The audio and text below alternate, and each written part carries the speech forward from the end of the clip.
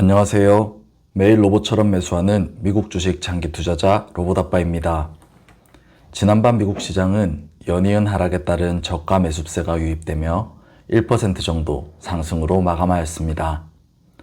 주가가 21선과 121선 아래에 위치하였기에 로봇 매수법 원칙에 따라 QLD 3주가 매수되었습니다. 이것으로 올해 모은 QLD는 모두 111주가 되었네요. 어제는 이란과 이스라엘 사이에 새로운 확전 이슈는 나오지 않았습니다. 이란은 새로운 반격 계획은 없다는 것을 발표하며 시장에 안도감을 주었죠. 인플레이션과 관련된 지표의 발표도 없는 하루였고, 연준 이사들도 다음 주 예정된 FOMC 회의를 앞두고 외부 발언을 하지 않는 블랙아웃 기간에 들어가면서 다들 관망하며 지켜보는 분위기가 연출되었습니다. 요즘 시장 전체 분위기를 좌우하는 엔비디아는 전일 10%의 큰 하락에 대한 반등으로 오늘은 4% 정도 상승 마감하였습니다. 이제 단기적인 증시의 방향은 이번 주에 있을 빅테크 기업들의 실적 발표에 따라 요동치게 될 것입니다. 23일인 오늘 장마감 후에는 테슬라의 실적 발표가, 24일인 내일 장마감 후에는 메타의 실적 발표가 예정되어 있고요. 모레인 25일 장마감 이후에는 마이크로소프트와 구글, 알파벳의 실적 발표가 예정되어 있기 때문입니다. 올해 시장을 주도하여 상승으로 이끌었던 AI 기업들의 실적 발표가 이번 주에 몰려있기에 지난주에 이어 이번 주도 큰 변동성을 경험하게 될 확률이 높아 보입니다. 이런 빅테크 기업들의 실적이 어느 정도나 시장의 눈높이를 충족시켜 주느냐, 그리고 앞으로의 실적 가이던스를 어떻게 제시하느냐에 따라 단기적인 조정이 마무리되고 다시 상승으로 방향을 잡을지 아니면 추가적인 조정이 더 나오게 될지를 결정하게 될 것입니다. 요즘 증시 분위기를 들었다 놨다 하는 엔비디아의 실적 발표는 5월 말에 예정되어 있습니다. 하지만 이번 주에 실적을 발표하는 마이크로소프트나 구글의 AI에 대한 투자 규모나 AI 투자에 임하는 스탠스를 지켜보면 이들에게 GPU, AI 반도체를 판매하는 엔비디아의 실적 또한 어느 정도 예상이 가능합니다. 그렇기에 엔비디아 또한 이번 주 이 기업들의 실적 발표를 보고 단기적인 방향성을 결정하게 될 가능성이 높은 것이죠. 테슬라는 실적 발표의 예고편 격인 인도량 감소를 시장에서 미리 보고 주가가 이미 조정받은 상태입니다. 그렇기에 어느 정도 적당한 실적만 발표하여도 주가의 추가적인 하락은 나오지 않을 가능성이 있는 상황이죠. 사실 저는 여러분들이 아시는 것처럼 이런 단기적인 주가 흐름을 예측하여 주식을 매수하거나 매도하지는 않습니다. 사실 주식 투자를 처음 시작했을 때 1년 정도 단기 투자를 했던 적이 있었습니다.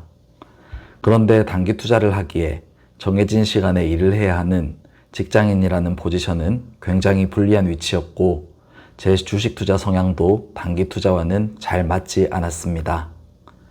욕심이 많아서 작은 수익에 만족하면서 매도하지 못해 다시 손실로 돌아선 적도 많았었고, 손실을 확정하는 게 싫어서 하락하는 종목을 매도하지 못하고 계속해서 갖고 있기도 했으니까요. 그래서 손절을 하지 않아도 되고 매도 타이밍을 재지 않아도 되는 우상향하는 종목을 선택해 꾸준히 분할 매수를 하는 방식의 장기 투자로 투자 방법을 바꾸게 되었죠. 단기적인 매수와 매도를 하지도 않을 거면서 그냥 하던 대로 로봇처럼 매수할 거면서 왜 매일 시황을 살피는지 궁금하신 분들도 계실 텐데요. 우리가 지수 투자를 계속 이어가면서도 종종 시황을 살펴야 하는 이유는 두 가지가 있습니다. 첫 번째는 시황에 대해 파악하고 어떤 일이 발생할지 예측해보는 것은 그 자체로 변동성과 하락에 대한 심리적인 방어막 역할을 해주기 때문입니다. 저는 긴 시계열에서 보면 증시에 대해 극단에 서 있는 낙관론자입니다. 하지만 주로 제가 단기적인 시황을 살펴볼 때 하는 일은 증시에 대한 의심입니다. 전쟁이 더 확전되거나 길어지면 어떡하지? 인플레이션이 더 고착화되어 고금리 상황이 오래가면 어떡하지? 경기가 나빠져서 실적이 나빠지게 되는 건 아닐까? 주가가 너무 오르기만 하는 것 같은데 곧 조정이 오진 않을까? 하는 의심들을 매일 시황을 살펴보면서 주로 하고 있죠. 이렇게 좋은 방향보다는 안 좋은 쪽으로 생각해보고 의심하다 보면 주가가 단기적으로 떨어질 수도 있겠다라는 결론이 도출될 때가 많습니다. 그리고 이렇게 항상 하락에 대한 예상을 하고 있으면 막상 실제로 조정이 다가와도 생각보다는 편안한 마음으로 주가 조정이나 하락을 맞이할 수가 있습니다. 그렇기에 힘든 조정의 시기를 다른 사람들보다는 조금은 더 수월하게 버텨나가며 장기 투자를 이어갈 수 있는 것이죠. 두 번째 이유는 지속적으로 관심을 갖고 시황을 살펴봄으로써 자본주의 사회가, 경제가 어떻게 돌아가는지를 알 수 있기 때문입니다. 주식 투자는 자본주의라는 체제를 기초로 하여 생겨난 기업에 대한 투자 방법입니다.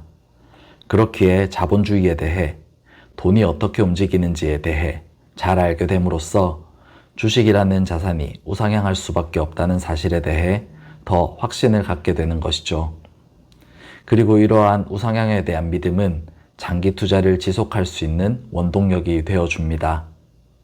주식시장에는 끊임없이 잡음이 발생하는 법이고 그로 인해서 주가 또한 계속해서 흔들리기 마련입니다.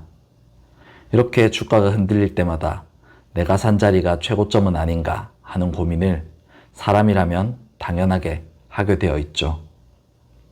자본주의 체제 하에서 만들어진 주식이라는 자산이 꾸준히 우상향할 것이라는 강한 믿음은 주식 투자를 하면서 우리의 마음이 흔들릴 때마다 두려움에 쫓겨 투자를 포기하지 않도록 든든하게 뒤를 받쳐줄 수 있는 버팀목이 될 것입니다. 사실 이런 두 가지 이유 외에도 저는 세상 돌아가는 이야기를 알고 앞으로 어떤 식으로 일이 진행되어 갈지를 예상해 보는 것 그 자체가 너무 재미있어서 시황을 매일 살펴보고 있습니다.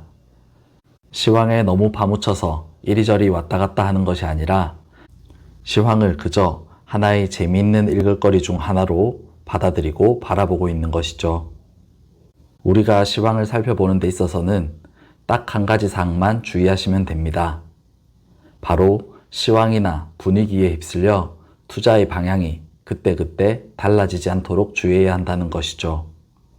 시황은 그저 전반적인 분위기나 단기적인 뷰를 훑어보는 정도로만 이용하고 궁극적으로는 시장이 우상향한다는 믿음으로 한결같이 투자를 이어가야 한다는 것을 꼭 기억하셨으면 좋겠습니다. 오늘도 영상 끝까지 봐주셔서 진심으로 감사드립니다. 로봇 매수법으로 매수해보고 싶으신 분은 오늘 밤 85달러에 LOC 기본 매수 한 주 걸어두시고 21선이 위치한 84.43달러, 121선이 위치한 77.64달러에 각각 지정가 추가 매수 한 주씩 걸어두시면 됩니다. 그럼 다음 영상에서 또 뵙도록 하겠습니다.